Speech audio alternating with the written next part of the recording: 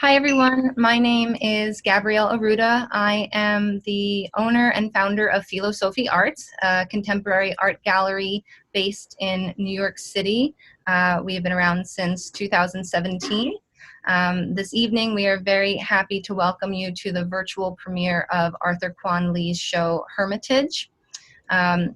Filo Sofi Arts is a different kind of art gallery. In addition to presenting and promoting art in a traditional manner, we are also a progressive educational organization, and we advance critical thinking and the promotion of philosophy for children and adults. And to that end, we try to show the philosophical underpinnings of artworks and sort of dig a little bit more deeply, we think, than other art galleries to explore these themes with our artists. And we're really excited to do that for Arthur Kwon Lee and with Arthur this evening. Tonight, Donovan Irven, our director of philosophical praxis, that's him, makes his curatorial debut. So I'm very happy to let him take the reins this evening, and I will serve as our moderator.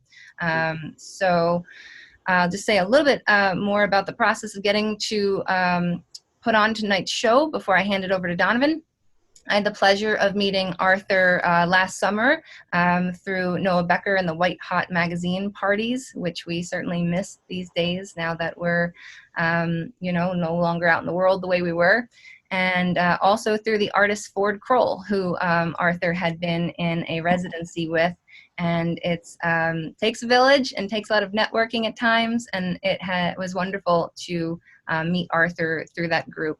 And I'm so happy to be able to present the work through Filo Sofi tonight and show this really unique body of work that bridges together very abstract brushwork with the classical Greek sculpture and figuration that is, I think, harder to find. I think what you're doing is quite unique, and I'm so happy that Donovan has picked up on so many of these themes and run with them in writing and now through our discussion this evening. So Donovan, thanks for being here also and for curating the show, and turn it over to you.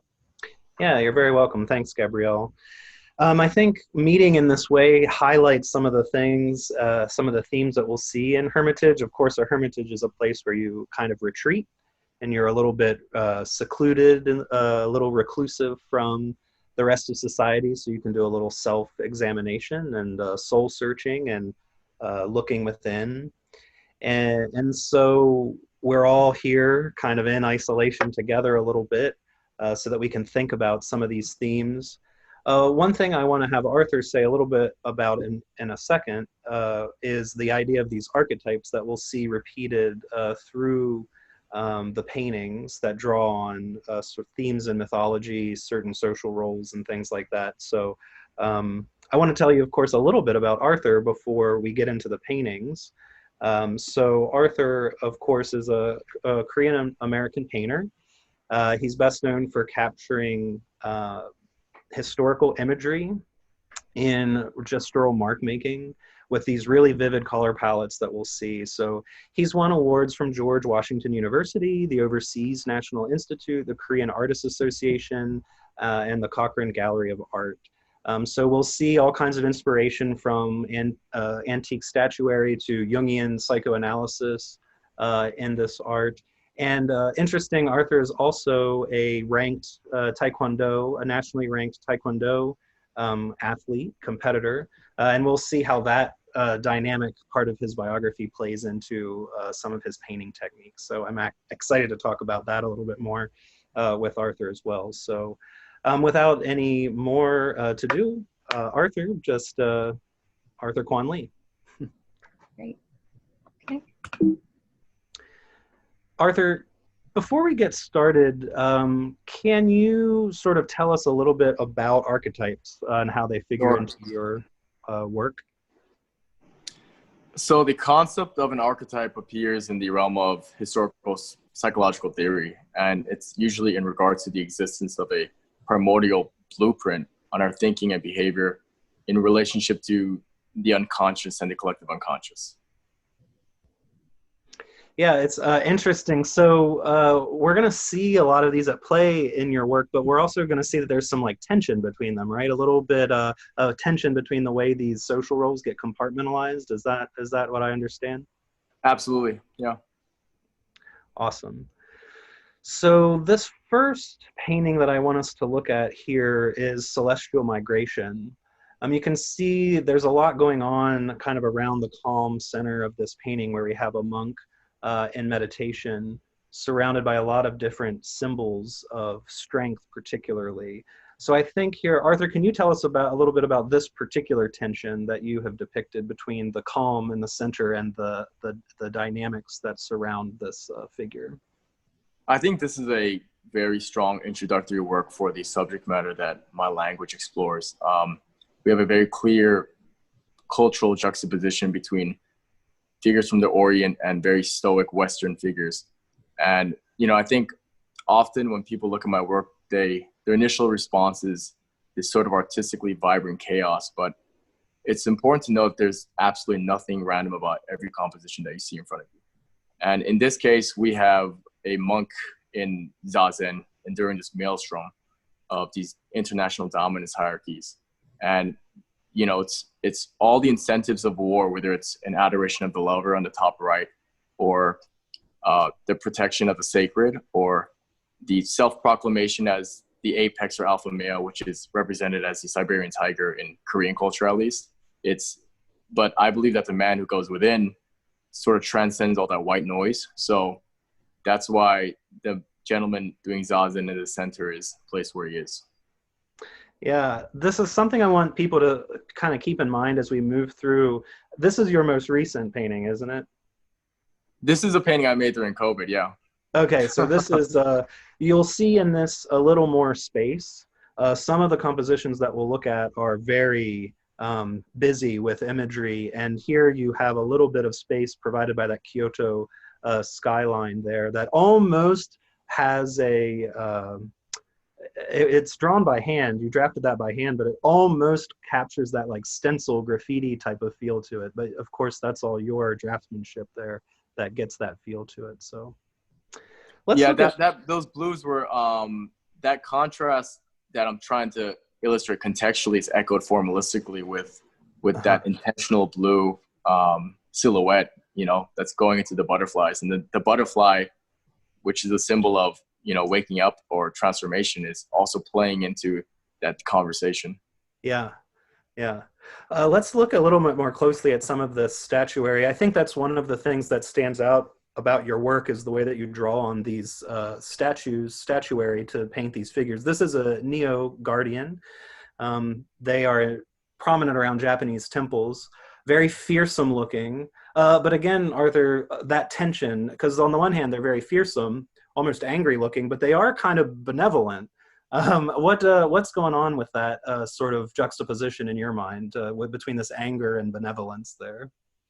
So in a lot of Eastern philosophy and religion, there's this idea of shunyata, the circular nature of existence, and the only way you can transcend it, wherever you stand, in regards to power, is by letting go of it completely.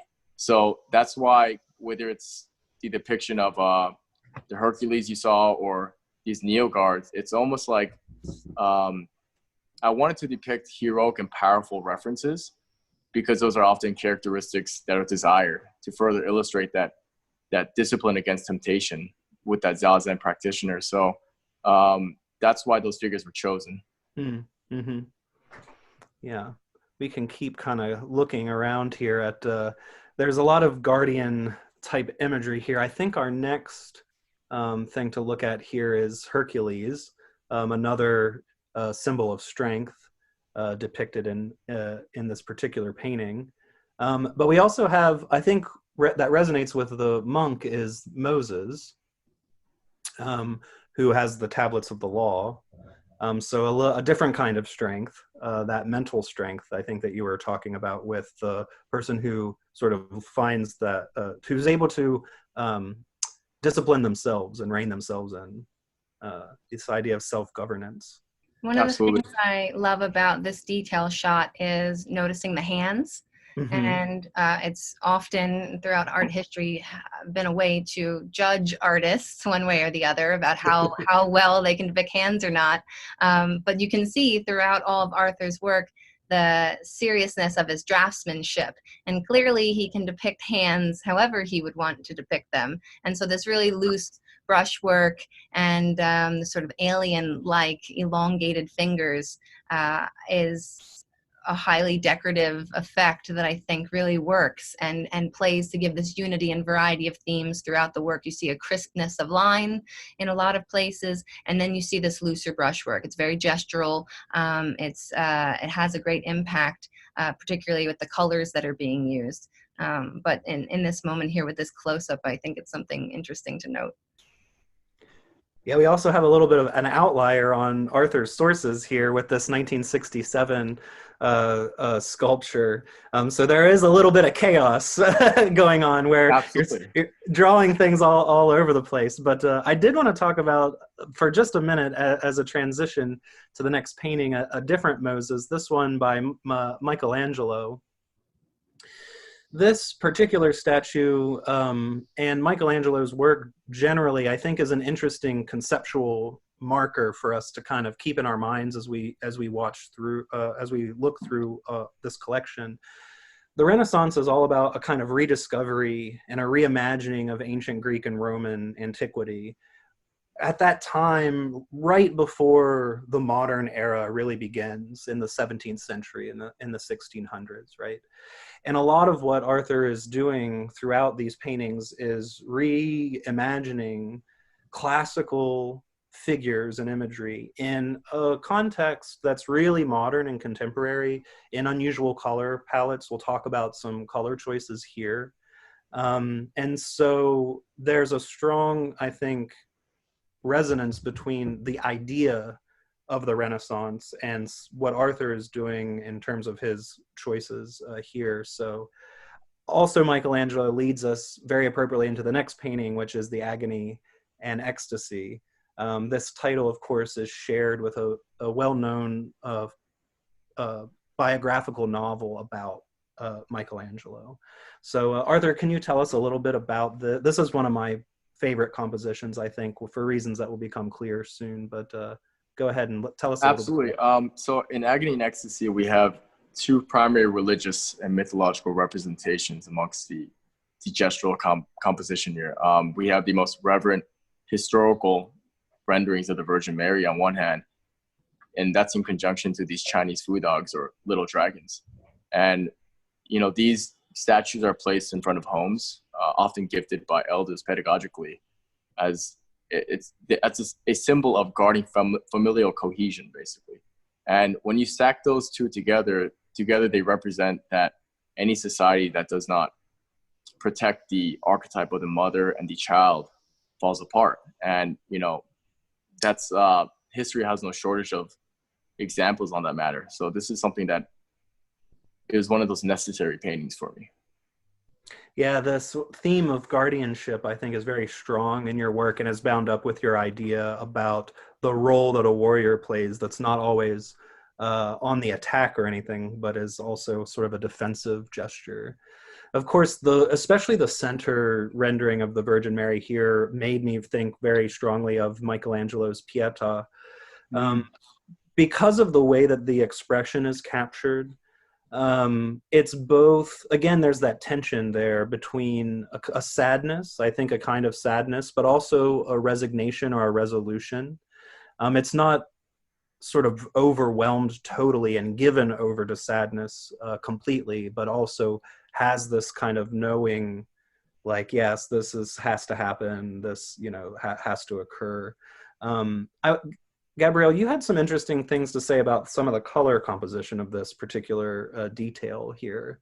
Well, I think that I was really moved by the use of red because the image comes across quite red, but the bright red color is sort of used sparingly, but it becomes such a focal point. And also the way that Arthur is able to make the veil around the figure here so translucent and so sort of kind of wind blown in a way. it just creates this not a halo, but or traditional type of halo, but highlights the grace and the suffering in a really unique way. I haven't seen people depict Mary like this, and it's an image we're so used to seeing, or a symbol we're so used to seeing depicted in various media. But Arthur treats it in such a unique and contemporary way that it, continually draws me into his work to examine the different figures. And you could imagine sort of any moment of Arthur's painting being its own portrait. This could be a 24-inch by 30-inch painting, and instead it's it's a small aspect of a larger work, and that is, I think, really adds a richness and a robustness to the overall body of his work. Yeah. Let's turn to the foo dogs here, which Arthur, I'd like just to explain a little bit about your technique here, because we saw some of the color work that makes the Mary kind of come out of the background, but I think it's really stark with this particular group of foo dogs. Can you tell us a bit about that? Yeah, so the diversity of mark making and texture on my canvas is a very important stage in my practice. When I had my thesis show at the Corcoran Gallery, I had experimented with dozens of approaches to make the figure come out of the background. So there's this, I want it to almost seem like they're being born out of that multi-layered ocean, so that's the Taoism that's in my practice that creates that sense of the contrast. And there's two ways to create space, really. There's one way, which is by showing these proportional lines with this, you can put a horizon line or create actual space with the value. But with me, I create space with color, because I'm already doing such a diversity of these gestures and this pixelation that I have to really master my color in order to pull this off. And that's the reason why you see these three foo dogs together, but the one on the right is blue for a reason. If you look at the whole piece in its entirety, if that piece was not blue and these three were all weighted with the same colors, the weight would go to the bottom primarily. So that figure had no choice but to be a cool tone. So I need to be very conscientious of the color combinations that I'm trying to pull off. And in this case, that's just a part of it. All these multiple layers and trying to pull off the most complex color combinations. Yeah. We understand why you needed the cool tones, but why did he need to be so grumpy? That is another element. I was telling you guys that I've grown up with Asian dogs throughout my life, be them Tibetan Spaniels, Tibetan Terriers, Shih Tzus, and so I'm very familiar with these faces. Most often I've seen them when trying to brush beards. But they are little guardians. They are little lion dogs, and if anybody has them at home, they know what a joy they are, even when they're making these faces. So there's art collectors come to love art for many different reasons. So there is something deeply symbolical and philosophical about your work here. And then there is also the element of what is charming and what is cute and what draws people to work. So I think that's an important element. It doesn't all have to be serious. Sometimes people just love Absolutely. color, and they love the expression on faces and figures. Yeah. Speaking of the symbolism of these dogs and what they represent, they're typically drawn in pairs. Here we have two. You'll notice the one on the right has a cub under its paw. One on the left has a ball. And these are generally suggestive of the masculine and the feminine, of yin and yang. I'm always fascinated by this element of Taoism in Arthur's work, because the Taoism kind of cuts against the archetype stuff, because of course the Tao that can be spoken is not the eternal Tao. And so you have things emerge out of the eternal flow of the Tao, but sink back in, in the shortness of their temporality. And they don't last eternally. They cannot be fixed or static or anything like that. So there's interesting tension, sort of philosophical tension, in the way that you've expressed some of these ideas, I think, very, very beautifully. So the foo dogs are also normally in twos, and here they are appearing in threes, although there are an even number ultimately, I think, of 6 in this painting. So I think things, it's questions. interesting throughout time also that it was such a symbol of wealth to have these outside someone's home because of the materials that they were carved with. So they were, you know, really guarding more valuable homes and property and items that would be inside them. And they've had an interesting history over time throughout art making and mass production. And so sort of you can find a variety of food dogs at any price point and size throughout time. So they've had a really interesting role in the development and the distribution of art throughout the centuries. And I don't think that they're ever going to leave us, you know, and they, as much as they are born of very particular regions of Asian culture, they belong to the world in a really unique way now, and I happen to love them. I've always had various little food dogs, you know, on bookshelves in my homes and stuff like that too. So, you know. Okay. Are we? I think that this is another view. So again, you can see a much more busy composition here, much fuller with various figures than in Celestial Migration. So I think that that's an interesting part of the story of Arthur's development and what he's doing at different stages of his paintings. So, and his ability to balance a canvas, you know, sometimes making the choices to leave blank space as he's developed is just as difficult as balancing them with all of these figures. Yeah. Okay, we can move on. Yeah. Yeah, I think so. I think we can let Arthur's warrior spirit shine with Apex here, which I will just let you, I think, speak about this one at first, Arthur, because there's a lot. Well, this painting thematically holds great significance, both subjectively and objectively, actually. You know, as a former national medalist in Taekwondo, regional medalist in wrestling, and a practitioner of Jiu-Jitsu and Judo now, I'm very appreciative of the role of the warrior. And you know, the warrior is the individual that stands between what he cherishes and that which desires to destroy or take it away, right? So in many ways, I think today culturally it's interpreted as simply a possessive thing, and it's not really fully appreciated that those same principles in the dojo fortify practices beyond the mat. And in myself, I often tell people that I put down the sword and I picked up the brush.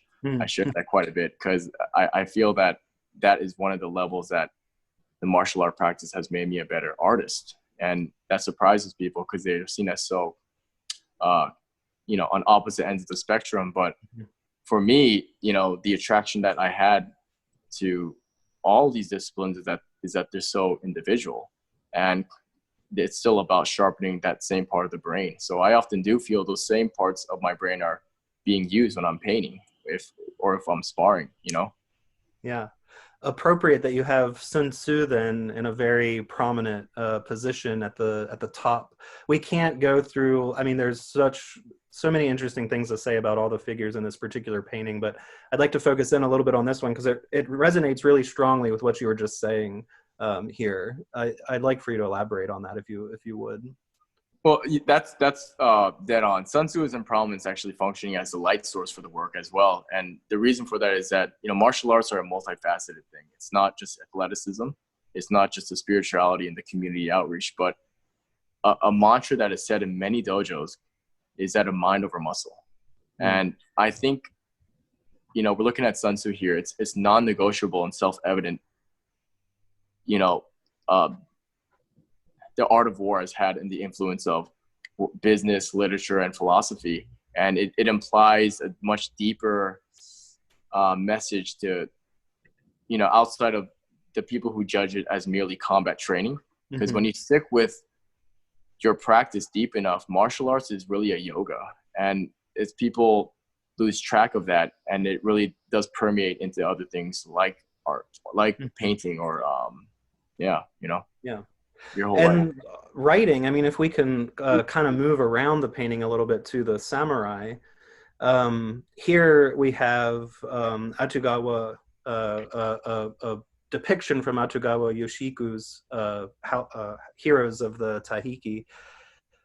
That helmet is very similar to the one that you've rendered. And of course, as the ritual suicide of the samurai became formalized, poetry became one of their final acts, was to write the death poem. So that interaction between the discipline of the body and the mind and the martial arts and the literary arts really, I think, becomes explicit with the samurai here. Now, I think the samurai, though, that has influenced you the most is not armored, has no famous armor because they were a Ronin. I love the Yeah. Romans. Yeah. Yeah. So for me, the most popular, he's almost a demigod in the martial art community, is Miyamoto Musashi. He's the greatest swordsman to live, but unbeknownst to the mass, he advocated the practice of calligraphy or poetry. And that, in conjunction to swordsman, I have to pay my respect to a person who understood that personality integration before the birth of any psychoanalysis. And this is also during Japan's Wild West phase. So it was sort of an experiential understanding that he lived, and understood that whether you're an Aboriginal tribesman or Wall Street executive, it's important to be a holistic individual. Mm-hmm. And, you have to exercise those many dimensions of human nature. And this is the functional side to the archetypal excavation. And Musashi is, as a martial artist, if you go down into the history of it, and you're going to run into him. And that's when it could be a gateway to becoming an artist as well. Mm-hmm. So for me, he's a powerful man because he really did have brush on one hand and sword on the other. So he's someone that I feel like I can relate with in many ways. Yeah. One of the sort of therapeutic or almost sort of themes throughout this collection is that we are pulled in directions by a lot of different roles that we have to play. And part of what this talk of like discipline is about, it's not so much the rap on the wrists, but it's actually bringing that into harmony. That, I think, is the real, I have a lot of hats I have to wear in my life. Right. I have to find a way to make those all kind of sing together in a particular way. So a little philosophy as a way of life angle on all of that. So let's take a look at what we have here. I just love this is just, I think, to talk a little bit about your technique again. This is Leonidas, of course, famous from the Spartan 300 that sacrificed themselves at Thermopylae to stop the Persian invasion of Greece. Just the way that this helmet is rendered, again, the play between the fore and the background that you have here, I think is really striking. And again, it's another one of those things that's kind of a small part of the composition when you see the whole, but you can get into these details, I think, and get a little lost in them. So I like that. Is there anything, Arthur, if you want to say anything particular well, something to share about this is, if you, later when we zoom out after this frame, if you were to look at this painting, and then Leonidas is in a warm tone, he would almost melt into the background. So it's really important to understand that all of my work, it's all placed and it's all planned out in regards to the color harmony, so that a person doesn't have to look 4 or 5 times to notice something new. It's gonna vibrate and oscillate right in front of you. And one thing that a lot of people have appreciated is that brush mark going along the rim of the helmet there. And it's a little playful. It just shows that I'm literally trying to have them embedded in all these diverse forms of mark making, whether it's throwing paint, going over your shoulder, or using a fan brush to really show the streak of the brush. I don't want to conceal the hand, but I want to show that I'm able to render. So it's a nice conversation between abstract and figurative work taking place here. You capture movement, so well. Even in these obviously static figures, through your brushwork, you really get the sense of these bodies in motion, or light reflecting off of, in looking at the statue, the way the sun is reflecting off the legs, you can sort of pick up some of that in the lighter tones of blue on the back of the neck or the back of the armor there. So very sort of Venetian kind of use of light. But I'm really always struck by that with your work and these close-up detail shots. Yeah, there you can kind of see Leonidas off kind of center right there next to the tiger in the center. You can see that part of the composition. So. Yeah. The next piece really is very different, and we'll talk about Antonis and who he was particularly, very sort of outside the bounds of this warrior masculinity that is depicted in Apex. So again, that kind of tension and cutting across different themes. But this piece started almost just as a study, didn't it? Arthur, can you tell us a bit about how this came to be?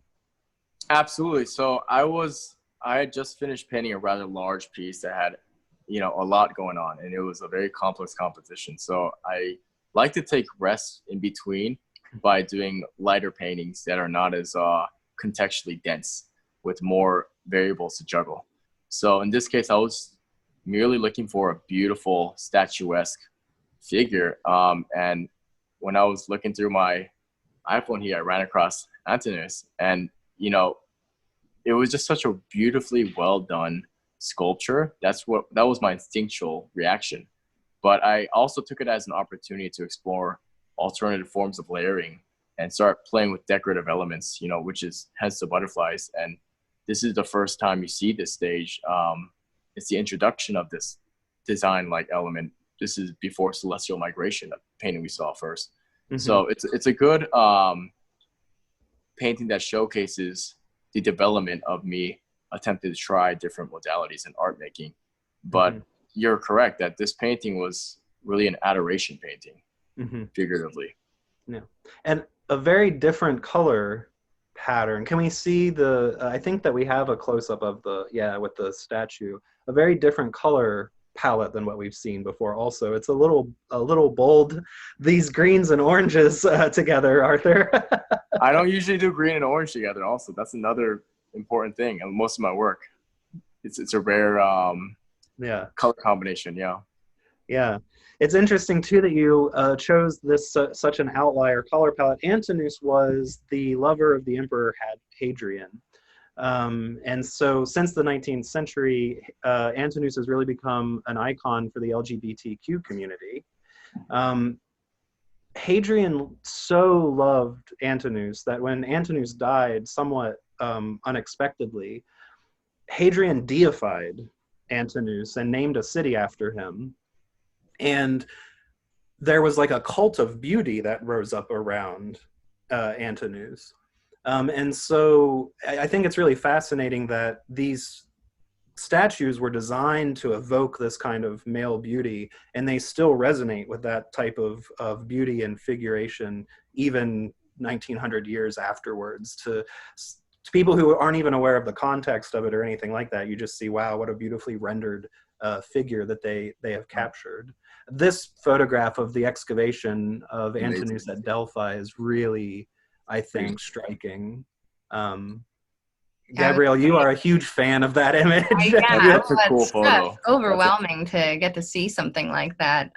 You know, this was taken in 1894 when the German team found this work at Delphi. And to have the wherewithal to set up this photo and take it as they were unearthing it is pretty spectacular. And there's a lot of pillaging of archaeological sites, you know, happening today and happening throughout time, which is how things get into museums. But this is something that was a less controversial excavation. There was sort of a protocol put in place, and the work, this one here remained in Greece, thankfully. And a personal anecdote: I was at Delphi on a school trip when I was 16, and I haven't had a chance to, with everything going on in the world and, you know, not being able to move freely these days. I really hope that it's in my collection of photos that I happened to randomly take a picture of Antonis, not having no concept really of what I was looking at 16. So my fingers are crossed about that one, having the wherewithal. But one of the things I love most about this, Arthur, when you talk about this being the first time that you were painting the butterflies, is you can see the metamorphosis of your gestural brush making becoming the butterflies. I think in the upper right hand corner, some of that purple brush work is very much in the shape of the butterfly, but not formed in the way that the other ones are so effectively, and showing the illusion of the three-dimensional space on a two-dimensional plane. So really seeing these butterflies kind of break free and fly out of the sort of the deeper set background brushwork is really quite spectacular. So, and coming out of the hair, and it's nice to see this, especially when we talk about, we've been looking at all these detail shots, and you say, oh, well, that could very easily be its own painting. And then you see you in these transitional moments, taking a break, creating a study, figuring out what's next, and how that so effectively then gets moved into the next stage of the body of your work. So we're thankful to be able to show this for a lot of reasons. Yeah. The next piece also, I think, speaks to this development, because this is before Celestial Migration, which again is the very first painting we looked at, but you can start to see that space come into play a little bit more with Melancholic Paradise here. Now there's a lot of rich symbolism still going on in this one, as there is with Celestial Migration, but there's a little bit more space sort of to rest. And again, you can see the very wide range of influences and source materials being drawn on here. This includes the rapper XXXTentacion, recently deceased, down in the bottom there. So Arthur, can you tell us a little bit about how that came about, and what are these juxtapositions doing in Melancholic Paradise? Sure. So this Melancholic Paradise is an exploration on the notion of attachment to the material world. That's a good culmination of it. But yeah, XXXTentacion was a young rapper who was killed whilst at the peak of this indulgent tunnel vision of hedonism, essentially. But I don't say this disparagingly. If you go into his mausoleum, you'll see my portrait in there. His mother contacted me in that regard. But in that same regard, above, all the way at the top end, we have Romulus and Remus, which is a similar statement next to the Sword of Damocles. So there's these different themes being played in regards to historical representations of what happens when you fall deeply into that material world. Yeah, and they're all placed there in conjunction to what's centered for a very clear reason. I think we have a comparison with that wolf, and this is also interesting, just art historically, that the wolf part of this statue is ancient, while the Romulus and Remus was added much later. So again, you have the play between antiquity and the Renaissance, and then brought into contemporary context. Absolutely. With yours. And then of course we have, I think the next slide should be Perseus and Medusa, which holds some significance for you, Arthur, in terms of the symbolism of this painting. Well, this is what holds the whole composition together. It's symbolically speaking. So we have Medusa beheaded for a damn good reason. And, because all the cultures that I've excavated, I've come to find a universality in regards to spiritual understanding. And that is this notion of separation from the material world, and that's what Medusa represents. So the material world as a matter, mother, mother nature, sexual promiscuity, it's all connected, and atonement within. And that's why if you look at the pupils of Christ, literally right next to the head of Medusa, those yellow pupils are directly looking at Medusa's head. So they're all placed there strategically because it's exploring. These symbols stack and create a very powerful message, and the messages are doubled because they're going cross-continentally. Yeah. I think that so that we can get to some questions, and we want to do a little philosophical exercise with the audience here. We're not going to be able to talk much more at length about some of these works, but I do want to take a little bit of time to look at this Colossal Youth here. And I sort of want Gabrielle to talk, because some of what strikes me about this particular painting is its formal elements, the drips around the chin and that kind of thing. So Gabrielle, I'd like for you to talk a little bit, and maybe you have some questions for Arthur about this particular work. Yeah, well, this was one of the first works that I had seen by Arthur that drew me to want to look at much more of his work. And as it's so different from things that we've seen, and particularly you see the building up of other materials on the canvas. So I wanted to ask Arthur a bit more about what he's using, how he's rendering. It's beyond just acrylic paint here. So if he could tell us a little bit more about what he's doing and his choices in making this work. So I can't give all my secrets away, but I'll share that the first stage of a lot of what I do is very playful. I'll put a lot of diversity of mark making with different colors, but in this case, it's these orange and pinks and yellows and beige tones and a lot of peach to it.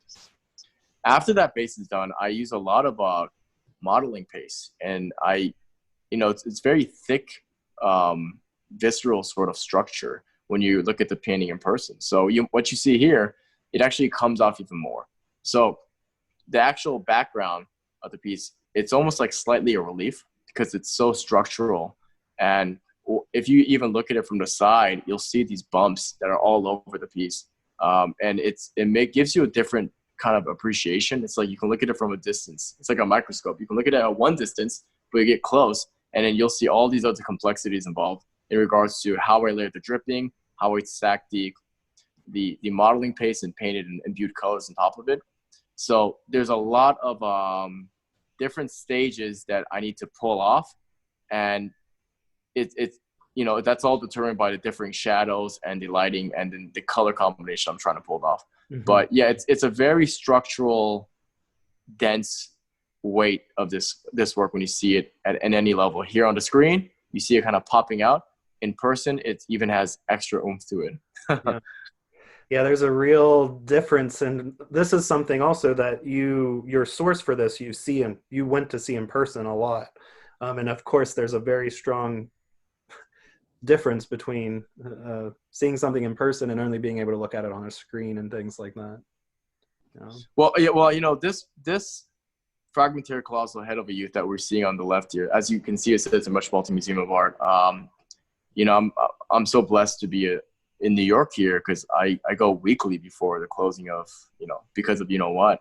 And I would always bring my sketchbook and have a book of Campbell or Young, whatever it is, and just look at the image in context, either drawing or reading, and it just hits you much harder. But this piece, it stood out to me in particular, not because of the location, because obviously this is front and center in one of the halls, but to me, it was such an oblique symbol where we have this man towering like a column only to be sliced in half. And to me, that spoke volumes. I didn't know exactly what it was, but my gut felt that it was such a strong statement on the current social fabric and how everything is just being, interpreted as something to be transcended rather than something to be learned from in regards to history. So this is something that hit me in the gut very strong, and it was one of those I have to paint it moments, just like Antonis. I have to paint it, Yeah, the not having the eyes, a lot of your paintings have a lot of eyes looking at you. And this one sort of like removes you from the gaze. This is very unique in that regard, Yeah. This way you're not caught in the gaze of the painting. Yes. In a certain way, you're not frozen there.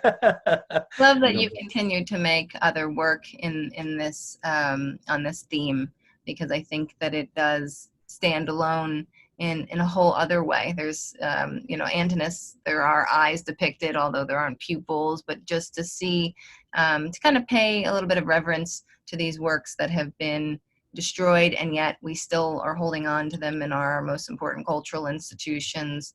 There is something deeply meaningful to learn from studying them, and they are obviously also a source to continue to create. So that's a really wonderful aspect of this piece. Yeah. So we're gonna just move. I wanna be able to look at some of Arthur's work, but we're not gonna get in any detail. We're going to come up on a philosophical exercise here at the end. And I want to invite the people who are participating and who are attending to use the Q&A function of your Zoom to ask us some questions about this last piece that we'll look at. So we've talked a lot and we've said a lot of things, but hopefully that's put some ideas in your mind about how to look at these works of art, which I do want to remind everybody are for sale. You can buy any of these pieces of art by contacting Filo Sofi here. I would also encourage you, this is not the only event like this. We're active on various social media accounts, so I encourage you all to follow us there. Check out the Artsy page, but of course, if you want to inquire about any of these paintings, that email address there, collecting@filosofiarts.com, you should reach out to us and let us know. So when we do philosophical practice in the gallery, one of the things we want to do is figure out what people can see and how they know what they're looking at. How do they judge about the painting? You know, you're looking at colors, you're looking at lines and things like that. How do you judge it to be a particular thing? So I want to take a couple of minutes and look at this last painting by Arthur, All and Everything, and to have you respond in the Q&A. What do you see and why do you see it? So just give us a sentence or two about what it is that you're spotting, why you think it represents the thing that you're seeing. Are there any stories or figures that are jumping out at you? So again, there's a lot going on in this painting, and I think that this is really a high point in Arthur's development before he got into allowing a little bit more space. But this is one of your more ambitious compositions, I think it's fair to say, Arthur. Without a doubt, this was daunting. Absolutely. Yeah. I just want to give people a couple minutes to kind of look at this and start chiming in the Q&A there with what they're seeing, and as they look over the painting. You could spend a lot of time and get lost in this work of art. Yeah. So we have Daniel spotting is a monk figure in the upper left. Monk. Can we get a pointer up there into the upper left? Can we get a pointer in there? Yeah. Let's see. Annotate. Is that over here? This figure here? Yeah. Oh, Yeah. Gonna erase that now? Yes, Daniel says yes. That is the one that he is talking about there. Yeah, there's a lot going on in here. A monk. Arthur, are you inspired by any Edvard Munch? He is the most famous for the Scream, that image of the existentialist. So Daniel, first of all, thank you for being here. But so that piece, that's a rendition, another depiction of, I mean, it's very flat, as you can see. You know, there's not much detail in that beige face, the one that Gabrielle circled. But that's a reference to another angel or Virgin Mary, like Christian iconography. You know, that was another figure that I saw. That, but I can see where you got that idea. Absolutely. I think probably because of the way that it's a little flattened out without the detail as much. Yeah, there's a much more sort of celestial figure type toward the top. Is that right, Arthur? Yeah, so the lower you go, the more it has to do with tension and turmoil in regards to survival or one-upmanship, or a lot of the lower planes of the human consciousness. But the higher you go, you have the gods, the angels, the transcendence. And then in the middle line, or the 2/3 of the way up, you have the symbol of innocence with this lamb here. But right in front of the lamb is that of Beowulf.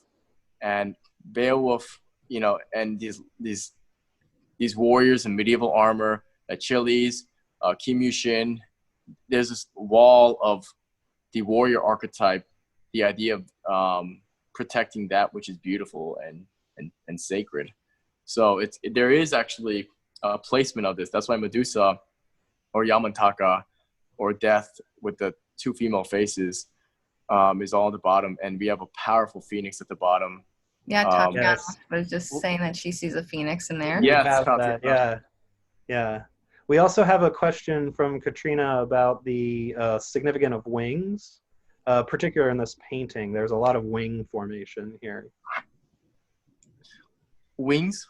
Wings, yes. Mm-hmm. Oh, yes. So you know, I mean, just the idea of brevity and the fact that in flight, you know, the meaning of flight is that you can be free as the birds. In other words, you know, there's different interpretations of this culturally, but in Christian or Western mysticism and religion, the wings is this idea of your body is actually lighter from letting go of being able to mentally detached from these human problems of bound by your ego. I mean, in the East, we have, that's why I have Buddha up there with all the other angels as well. Because, I mean, this is actually going to connect the East and West. Is I remember reading about a poem where this Zen student asked the master, how does enlightenment feel? And then he says, it's just like every day except 3 feet above the ground. and it kind of plays with that same idea of lightness. So that's why the phoenix is at the bottom, because, you know, it's this idea of is coming back up. So he looks like he's about to fly above everyone, right? So it's they're all placed there in context, and then the wings kind of do hold that message together. That speaks a little bit to, we had a question come in from one of our attendees that asks about the positioning of the figures, and if there's any, so you've actually sort of answered that a little bit at a time. Is there anything, we're getting a little low on time, so if you just wanted to say something really briefly about the positioning of the figures here. Yeah, it's very, I think I'm glad that we're touching upon this, because that really does, not to say that it's a pyramid or that sort of, not to say that it's classist in any way, but it's a reference or a symbol for how these actions and states of minds can hold you down mentally. And that's why Hades, as a god there, all the way to the right, you know, doing, performing that famous statue of the rape there. I mean, he's going down. He's going to a lower level, even though he should be up there with the gods, with Christ and Ra and Buddha, because he's doing these malicious actions. You know, and we have Caligula looking at you dead in the eye right there, you know, right above the phoenix. So they really are placed strategically, and I was very aware of that decision making when these are all painted. So that's a great question. Cynthia would really like to hear, this is one of the things that struck me about this painting too, I think it's rendered really well, is the split face that has that spider right above it. Now I know you've been saying a little bit that the bottom part is kind of the darkness in the underworld. So what do we have with this split face here? Also, yeah, and Automatic also just asked that question too, Mr. Vanderveer. So that's I was looking at different stories and interpretations of death, right? The actual embodiment of death. With it, you know, the Japanese call it Shinigami, but in the West, we look at it as a Grim Reaper or different depictions of death. And one that always interests me are the complex ones where they fool people by seeming to be beauty. You know, that's why I painted this beautiful female sort of figure, you know, but her head splits and then you see a skull, because it's almost like there's a trap that death is setting for you, because you're getting absorbed into that material world, you know, and it works really well in conjunction to that spider right there. You know, that's the idea, the spider's web. That's why the spider is placed there. But surrounding the spider is the Indian god Yamataka. To the right is Medusa, and the bottom is death. All three of them, they use an attractive gaze to bring you in, but then you're stuck, right? The moment you pierce their eyes. So it's almost like, you know, they always talk about this fight or flight, but you know what you learn in these stories is that there's fight, flight, and freeze. And you know, that's why when you look at a Medusa, you freeze, right? And that's what all of these figures have done for a reason, because it's kind of showing you that middle ground between which way you're going to be imprinted. So that's why she's all the way at the bottom there. We are getting very close to coming to an end. So, but Exactly. I did want to ask Arthur one more question, which is, and jokingly, but also in a serious manner, you know, there is a little bit of a presumptuousness behind calling the image all and everything, because while you do very effectively bridge Eastern and Western culture and traditions and icons and symbols, this is coming from one particular, you know, your particular perspective. And so there are a lot of very key figures from around the world that are important to different cultures that aren't here. So how do you sort of account for that, you know, in a unique way? Absolutely. I mean, I understand that. I will say that during my production of this piece, I was aiming very high. So there was a lot of testosterone and ambition in my creative flow. And I decided to very rather, we'll call it confidently, title it All and Everything in that regard. Do you I like think that very confidently. the hands, the struggling, of the hands in the bottom right hand corner though do have a way of sort of encompassing everybody, and I don't know, their position has always sort of confused me with them going down, but it's, you know, that struggle with humanity, that struggle with our baser qualities, our desire to be better, our desire to grow, and to move beyond fixed beliefs. I think a lot of that exists in your work, and even if people don't have your set of beliefs, there is an invitation to understanding, there's an invitation to new ideas that exists in your work, and you do effectively bridge together so much, which is why I was so delighted to have the opportunity to, you know, to show off this really incredible work and to explore it deeply, and really wonderful to put you and Donovan together to have, you know, produce such great writing in the last couple weeks over this, and it's sort of just at the beginning of where we're going. We have a chapbook that I'll give a little brief plug to. Donovan, if you could just say, the plug is me throwing it to you, to tell us in 20 seconds what a chapbook is and what that's about. It's a very brief book that pairs text with the image, so it's a little bit of a catalog and a little bit of a creative writing piece. Particularly influenced by poetry, as we've talked about a couple of times. And it's just something that I want to be able to do for and with artists that work with Filo Sofi, is to create not just a philosophical apparatus for the work, but also to help create the sort of a holistic aesthetic experience. So I've been working on some poetry and some speculative text to accompany Arthur's paintings in a small book. So look for that in the near future. Well, we will be making an announcement about how people can buy those in the very near future. So can we get the email up one last time as we say goodbye to everybody? So if you are interested in any of these paintings, of course, everything we've looked at is for sale, and you can contact Gabrielle and the gallery at this collecting at Filo Sofi. I just really want to thank everybody who came and who looked at this work with us and gave us their time and energy right now. We really appreciate you. Hope that you were slightly entertained, educated, and all of the things. So Arthur, is there anything you'd like to say in closing, just to send us off? Thank you to Gabrielle, Donovan, and everyone tuning in. Yeah, I'm glad we can be here together in this Hermitage and share everything together. Yeah.